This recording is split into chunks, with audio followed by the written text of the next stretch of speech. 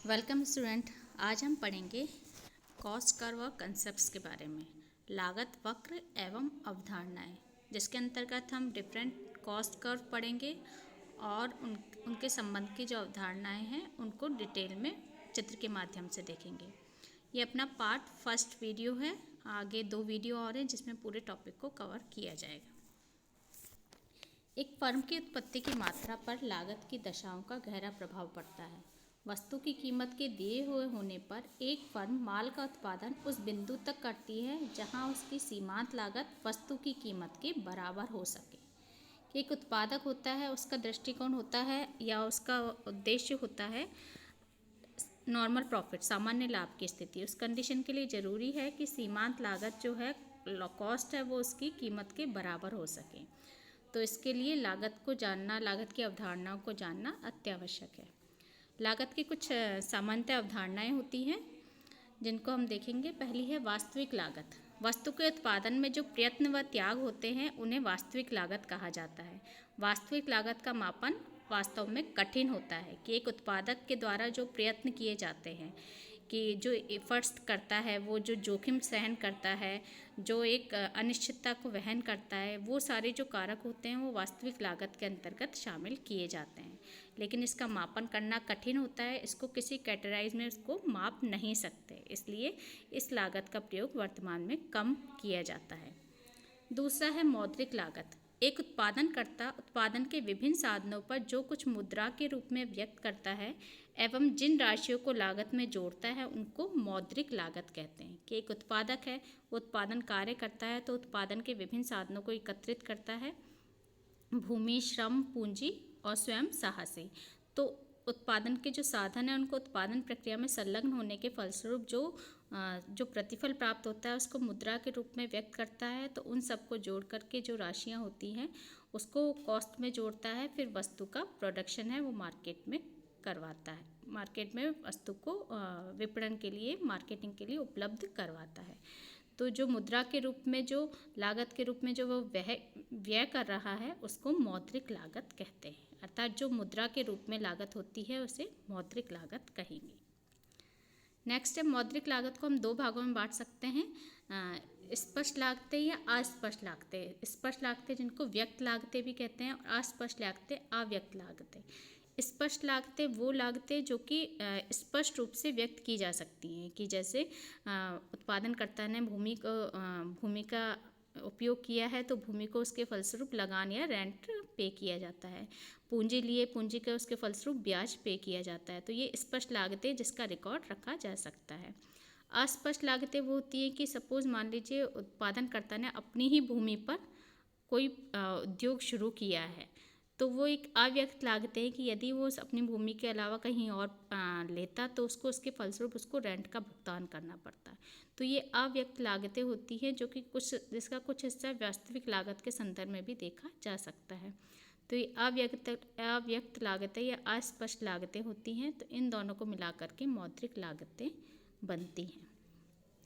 Next है अवसर लागत। किसी वस्तु की अवसर लागत परित्याग किया गया वह अन्य सर्वोत्तम विकल्प होता है जो इसके बजाय इन्हीं साधनों से अथवा उसी मौद्रिक मूल्य वाले साधनों के द्वारा उत्पादित किया जा सकता था।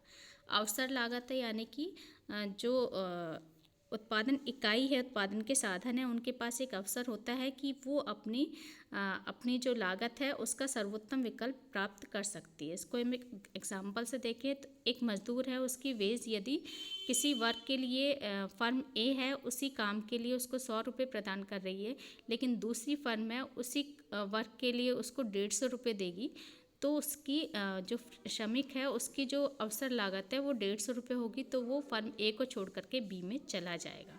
तो अवसर लागत होती है कि उसके लिए सर्वोत्तम विकल्प है जो कि उसको उन्हीं साधनों से अथवा उसी मौद्रिक मूल्य वाले साधनों के द्वारा उत्पादित किया जा सकता था। इसलिए फर्मों का ये उद्देश्य रहता है कि वो अवसर लागत के बराबर जो उत्पादन के साधन हैं उनको भुगतान करें ताकि वो उत्पादन प्रक्रिया में बने रहें। नेक्स्ट है निजी लागत और सामाजिक लागत। उत्पादनकर्ता द्वारा उत्पादन प्रक्रिया में स्वयं के साधनों की लागत निजी लागत कहलाती है। कि आपकी पर्सनल कॉस्ट है, पर्सनल आपने अपनी पूंजी लगाई है, तो वो आपकी निजी कॉस्ट कहलाएगी। तथा सामाजिक सुविधाओं की उपलब्धता के संदर्भ में चुकाई गई लागत है वो सामाजिक लागत कहलाती है। कि सोशल कॉस्ट के संदर्भ में होगी कि आपने जो बिल्डिंग बनाई है उसकी फैसिलिटी, उसके आसपास यदि हाँ कोई सोशल सिस्टम के कोई व्यवस्था है, कोई संगठन है, स्कूल्स हैं, हॉस्पिटल्स है, तो उसके फलस्वरूप जो आपकी पे स्केल जो उसकी आपकी वैल्यू बढ़ जाती है तो वो आपकी सोशल कॉस्ट कहलाती है। इसको हम इस एक अर्थ में भी देख सकते हैं व्यवहारिक रूप में कि आपका जहाँ भी एरिया होता है या जो एरिया होता है उसकी वैल्यू बढ़ती है उसके आसपास की सुविधाओं से, तो वो सोशल कॉस्ट के कारण उसकी वैल्यू है वो बढ़ जाती है। तो ये एक सामाजिक लागत होती है। अब लागत अवधारणाओं को हम तकनीकी रूप से देखेंगे कि लागतों को हम किस तरीके से बांट सकते हैं।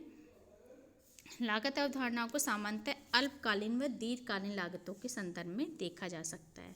नाम से स्पष्ट है, अल्पकालीन और दीर्घकालीन। यहाँ इनका संदर्भ समय सीमा से नहीं होकर के इस दृष्टिकोण से लिया जाना चाहिए कि अल्पकाल में परिवर्तनशील अनुपातों के नियम लागू होते हैं। उत्पादन के नियम का वीडियो हमने पहले बना चुके हैं, पढ़ चुके हैं टॉपिक। तो अल्पकालीन संदर्भ है कि संयंत्र का आकार वही रहता है, उसमें परिवर्तन नहीं होता है। उत्पादन के साधनों में सभी साधनों को स्थिर रख करके एक में ही परिवर्तन किया जाता है, यानी बहुत कम मात्रा में परिवर्तन होता है।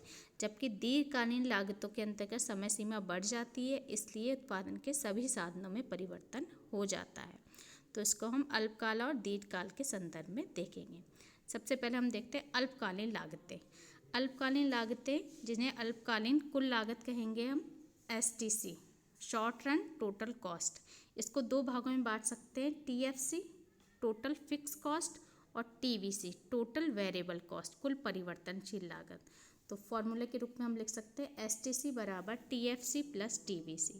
तो कुल लागत या अल्पकालीन कुल लागत जो होती है वो दो लागतों का योग होती है, कुल स्थिर लागत और कुल परिवर्तनशील लागत, टोटल फिक्स कॉस्ट और टोटल वेरिएबल कॉस्ट। अब इन दोनों कॉस्ट को हम अलग अलग देखेंगे। तो कुल स्थिर लागत स्थिर है, स्थायी लागत है। इसका अर्थ है कि वह बंधी हुई लागत जिसका संबंध उत्पत्ति की मात्रा से न होकर केवल संयंत्र के आकार से होता है, वो TFC कहलाती है। प्रोफेसर मार्शल ने इसे पूरक लागतें कहा है, अर्थात ऐसी लागतें जो कि स्थिर रहती हैं। उत्पादन प्रक्रिया में जहाँ से उत्पादन प्रारंभ होता है वहाँ जितनी स्थिर लागत यूज़ की, उसके बाद अंत तक वो स्थिर लागतें स्थायी बनी रहती हैं, उतनी ही बनी रहती हैं, वो TFC या कुल स्थिर लागत कहलाती है। जैसे एग्जाम्पल पे पूंजी का ब्याज, भूमि का किराया, बीमे का प्रीमियम, ये उत्पादन प्रक्रिया में अंत तक एक जैसे बने रहते हैं, इसलिए इसको कुल स्थिर लागत कहा जाता है। साधारण अर्थों में समझे, वह लागत जो उत्पादन की मात्रा से स्वतंत्र होती है, स्थायी होती है, वो कुल स्थिर लागत कहलाती है। दूसरा है कुल परिवर्तनशील लागत।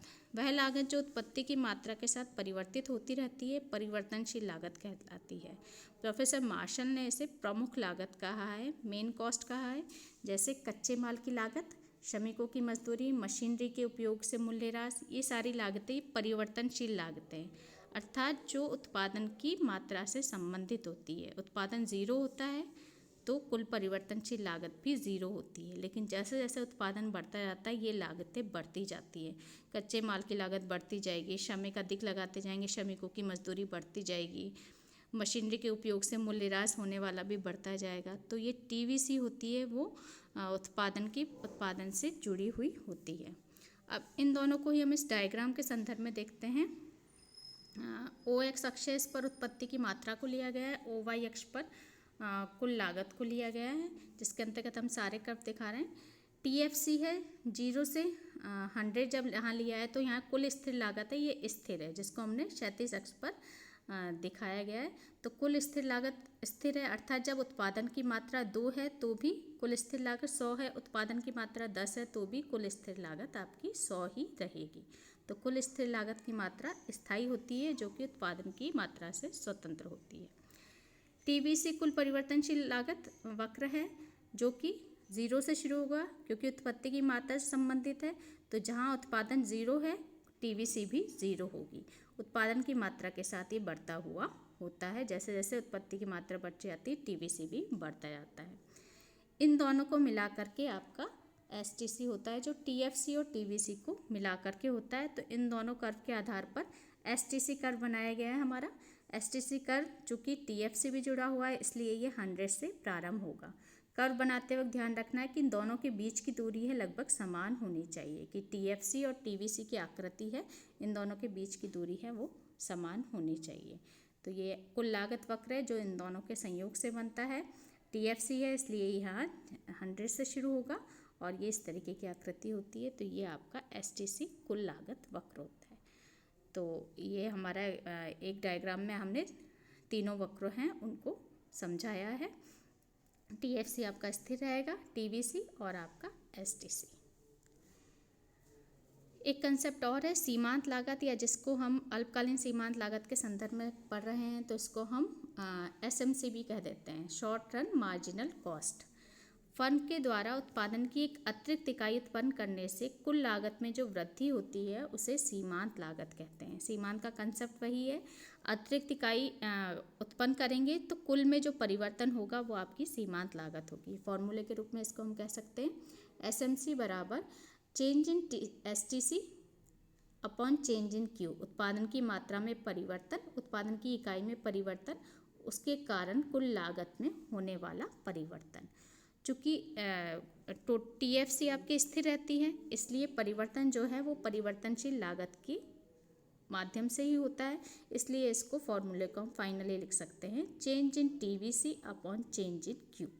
तो एसएमसी का फॉर्मूला हुआ आपका change in TVC upon change in Q, कुल परिवर्तनशील लागत में होने वाला परिवर्तन भाग उत्पादन की अतिरिक्त इकाई में होने वाला परिवर्तन, उसके कारण कुल में जो परिवर्तन होगा वह आपका सीमांत लागत कहलाएगा। सीमांत लागत परिवर्तनशील लागत में परिवर्तन के कारण होती है, इसलिए स्थिर लागत से स्वतंत्र होती है, इसलिए फॉर्मूले में टीवीसी ही लिया जाता है, क्योंकि टीएफसी तो आपका फिक्स है, टीएफसी फिक्स हो गया तो आपका केवल टीवीसी लिया जाएगा, इसलिए परिवर्तनशील लागत में परिवर्तन के कारण है।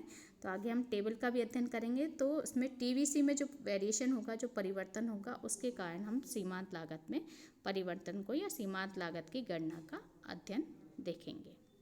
तो आज के हमारे वीडियो में हमने लागत की मूलभूत जो कंसेप्ट्स हैं उनके बारे में थ्योरेटिकल पढ़ा, और टेक्निकल टर्म में जो सीमांत लागत हैं और अल्पकालीन लागतें हैं जिसको एसटीसी कहते हैं, एसटीसी को कुल स्थिर लागत और कुल परिवर्तनशील लागत के संदर्भ में चित्र के माध्यम से देखा। Thank you.